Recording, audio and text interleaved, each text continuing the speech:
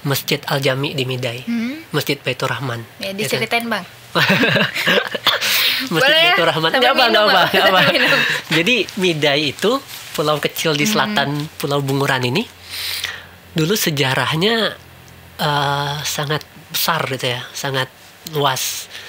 Masjid pertamanya itu dulu kota pertama itu Suak Midai saat Raja Ilyas datang untuk membangun pulau itu. Raja Ilyas diutus oleh kerajaan karena di situ ada potensi kopranya bagus, kelapa gitu kan, kelapa. Kemudian mereka datang terus mulai bangun peradaban.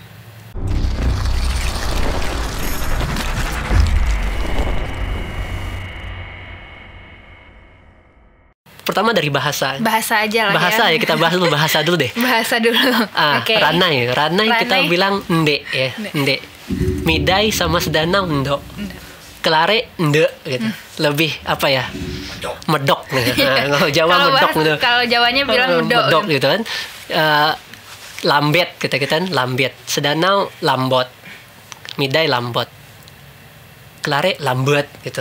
Itu saya baru tahu 3 itu karena tempat itu yang udah saya kunjungi. Pulau Laut beda lagi. Serasan beda lagi. Serasan punya unik sendiri kayaknya. Di semua kecamatan kecuali di gugusan Serasan, R itu mereka selalu bilang dengan ro, tapi Serasan R-nya kentara sekali, kan? Nor katanya kan gitu. Kalau kita kan selalu dengan ro. R-nya lebih jelas ketimbang kita yang di kecamatan gitu. Lain. Itu dari bahasa ini aja kita udah bisa ngulik. Kita bisa tarik benang merah sampai ke belakang. Gimana sih bisa gitu? Gimana sih bisa? Asalnya gimana sih? Kenapa sih bahasa Melayu kita lebih beda daripada bahasa Melayu yang lain gitu. Di Kepulauan Riau gitu. Termasuk kayak waktu di Jogja, kalau misalnya kita lagi ngumpul-ngumpul sama kawan-kawan dari kabupaten lain gitu, ya kan, mereka beda. Natuna pasti jadi sang-sang gitu. Mereka pasti Saya juga itu pengalaman pertama saya saat kami SMA, ada cerdas cermat undang-undang dasar dulu, acaranya Tanjung Pinang.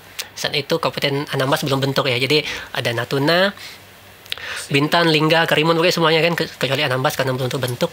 Jadi kita ngobrol kan, berenam saat itu, enam daerah itu. Dan Natuna tuh yang paling aneh gitu. Kita bisa paham nih bahasa Lingga, bahasa Karimun, Bintan itu kan. Kalau kita yang ngomong mereka nggak paham. Iya. Gitu. Itu kan suatu keunikan. Kok bisa sih letak udah paling jauh sendiri, bahasa beda. Kita ngerti orang nggak ngerti kita. Kita ngerti orang nggak ngerti kita gitu. Makanya itu suatu fenomena yang harus kita tahu gitu loh. Nah, kami juga sedang mencari tahu itu. Cari tahu itu. Ya, kenapa nih kok bisa beda? Bahkan di sama-sama Pulau Bunguran, yang satu Pulau Bunguran aja beda-beda. Beda. Kita di Ranai, jangan kan beda kecamatan ya. Beda ini pulau. Beda kecamatan udah beda nih. Ranai sama Ceruk tempat saya tuh. Udah beda tuh tempat saya ngajar tuh. Kalau murid saya ngomong dengan bahasa dia, saya kadang-kadang nggak ngerti. Padahal sama-sama gitu. Sama-sama orang Pulau Bunguran gitu. Ranai sama Sungai Ulu. Beda lagi. Iya betul. Beda lagi ya. Nah, unik kan, sangat unik sekali. Jadi bahkan untuk satu kosakata yang kedengarannya sama itu masih wajar gitu Bang. Tapi kadang ada tuh satu kata yang artinya sama tapi memang penyebutannya tuh beda sama sekali gitu. Itu Mehmet sampai yang bingung gitu. Karena memang krisis identitas. Kalau Mehmet bilangnya Mehmet krisis identitas karena itu. Jadi bahasa Indonesia tapi ngerti sih Bang gitu. Cuman belum berani ngomong aja gitu kadang-kadang. Saya juga sama kayak Mehmet ya, di rumah diajari bahasa Indonesia itu kan. Saya pernah tuh waktu SD kelas berapa itu saya masih banyak juga kosakata Ranai yang belum saya ngerti gitu. Jadi saya ngomongnya kadang-kadang diketawain sama teman-teman gitu kan. Tapi ya pelan-pelan karena sering ngumpul sama kawan-kawan Ranai, akhirnya banyak juga sih yang tahu itu. Kayak Tanga tadi itu saya baru tahu waktu SMA gitu. Malah baru tahu. Tanga itu saya baru tahu waktu SMA tuh. Punya teman yang dari itu kan Bunguran Timur Laut. Saya bilang, aduh, nggak pergi aku nih badanku Tanga, bedan gue tadi. Manda Tanga no. Demam tadi, hangat badan. Itu suatu ya itulah unik. Iya. Mehmet balik lagi ke Natuna dulu nih. Kan itu postingan-postingan abang yang posting, abang yang tahu cerita-ceritanya, abang yang tulis captionnya gitu. Postingan yang paling berkesan menurut abang, yang paling membekas di hati abang ketika abang tulis captionnya dan posting fotonya, yang mana? Dari 260 postingan tuh. Banyak kan? Banyak sih. Postingan sejarah sih saya kadang-kadang sumbernya saya kopas ya. Cuman yang postingan sejarah yang saya paling berkesan itu adalah postingan tentang Masjid Al-Jami di Midai. Masjid Baitur Rahman. Ya, diceritain Bang. Masjid Baitur Rahman. Nggak apa.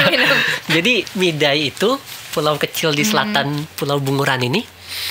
Dulu sejarahnya sangat besar gitu ya, sangat luas. Masjid pertamanya itu dulu kota pertama itu Suak Midai saat Raja Ilyas datang untuk membangun pulau itu. Raja Ilyas diutus oleh kerajaan karena di situ ada potensi kopranya bagus, kelapa gitu kan, kelapa. Kemudian mereka datang terus mulai bangun peradaban. Kemudian pindah ke tempat yang jadi kota sekarang, Sabang Barat namanya. Itu ada Masjid Baitur Rahman. Ada Masjid Baitur Rahman. Dulu namanya Masjid Jamik. Dari literatur yang saya dapat, tulisan-tulisan dari Wan Sarir namanya, bahannya itu dari Terengganu, bahan pertamanya. Bahan masjid pertamanya itu didatangkan dari Terengganu. Terengganu itu dari Malaysia, suatu negeri di Malaysia itu kan, didatangi dari Terengganu, dibangun sebelum jadi dari renovasi di sekarang ini tuh. Saya tertarik karena itu ya, karena pertama itu salah satu yang membuat saya suka akan sejarah tuh. Bacaan itulah gitu loh.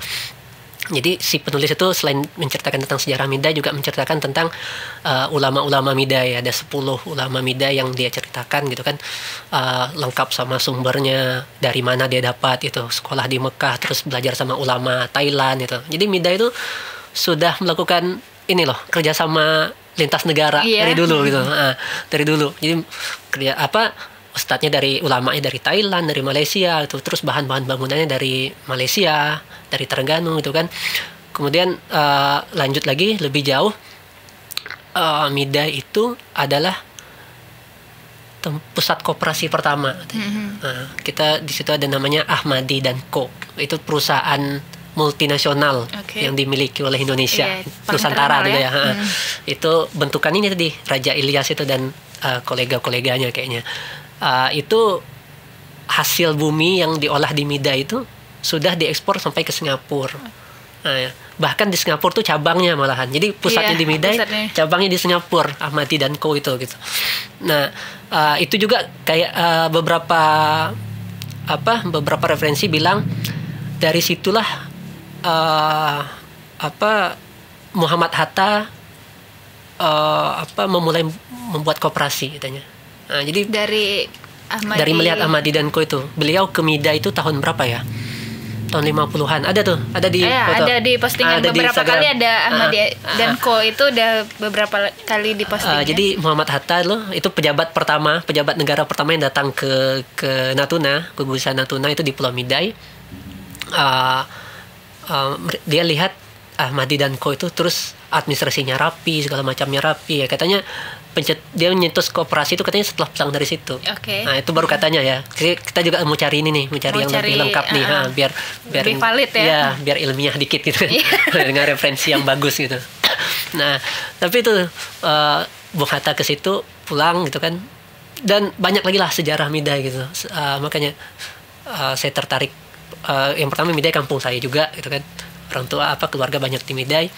Kemudian sejarah-sejarahnya lebih sejauh ini lebih lengkap referensinya gitu. Postingan itu tentang masjid itu yang saya berkesan sampai saat ini. Paling berkesan menurut Bang Rian ya, gitu. Selama setahun menggerakkan Kompas Benua ini, berarti kan sudah banyak sekali nih sumber-sumbernya. Mehmet juga berharap dari sini nih nanti harapannya bisa belajar tentang kebudayaan-kebudayaan yang ada di Natuna sendiri, bisa jadi referensi juga nanti buat ngajar. Siapa tahu Mehmet ngajar nanti setelah ini gitu. Jadi berharapnya dari Kompas Benua ini juga gitu, karena sebelum-sebelumnya juga kayak dari Natuna Sastra kan juga sekitaran ini juga ya Bang ininya. Itu juga. Harapan-harapan abang buat kawan-kawan mungkin yang nonton, sama harapan untuk Kompas Benuanya sendiri mungkin yang mau disampaikan. Ya, kalau harapan ke depan ya saya itu berharap nggak mesti namanya Kompas Benua sih. Kalau mau yang lain mau bikin, asalkan sejarah kita tuh jangan sampai dilupain gitu kan. Kita harus belajar sejarah dengan baik, terutama tempat kita ini, Natuna ini. Karena kalau misalnya diusut, punya peradaban yang sangat tinggi. Iya. Dari bahasa itu tadi kita bisa, itu kata Pak Wan Soehardi ya, dulu pernah jadi mentor saat karantina Bujang Dara 2010, 10 tahun yang lalu. Ya, Bujang Dara terakhir tuh bang. Ya terakhir. Ya, itu terakhir tuh ya di Natuna. Jadi dia pernah bilang Natuna punya peradaban yang tinggi, terbukti dari bahasa kita aja, bahasa kita yang sangat sangat kaya gitu kan, sangat beragam gitu. Nah jadi kepada rekan-rekan yang menonton ini gitu, kawan-kawan yang menonton ini, mari sama-sama kita pelajari sejarah kita dengan baik, kemudian budaya kita juga kita harus lestarikan gitu kan, biar dengan budaya itu kan identitas bangsa gitu. Jadi kalau misalnya budaya hilang ya kita nggak punya identitas lagi dong, gitu kan. Nah, jadi pelan-pelan, nggak harus sekaligus, memang butuh proses. Mungkin bisa setahun, 2 tahun, bahkan mungkin lebih gitu. Itu yang. Tapi kalau kita mulai dari sekarang, bertahap ya insya Allah ini akan lestari gitu. Iya. Buat kawan-kawan mungkin yang punya referensi, punya apapun itu ya, tentang kebudayaan, jangan lupa sharing ke kita ya bang ya. Betul. Ke Kompas Benua, ke A4 pun mungkin boleh gitu. Nanti kita undang ke sini. Betul. Jadi hits kan bang? Betul, hits sekali nih A4 nih. Harapannya untuk Kompas Benua? Krunya bagus nih. Oke. Untuk Kompas Benua saya berharap semakin besar, semakin aktif gerak kita untuk menyusuri budaya-budaya, terutama cerita rakyat, karena itu masih fokus di kita dulu, cerita rakyat. Ditunggu nih bang.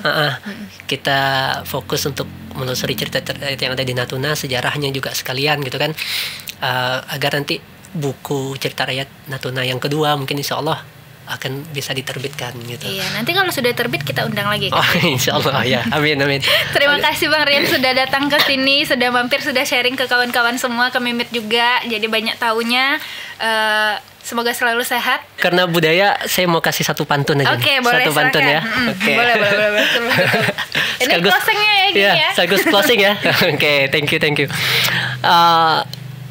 Sungguh berkilau intan berlian dipakai ratu di hari raya. Saya ingin sampaikan kepada kawan-kawan sekalian, jangan lupakan sejarah dan mari lestarikan budaya. Assalamualaikum.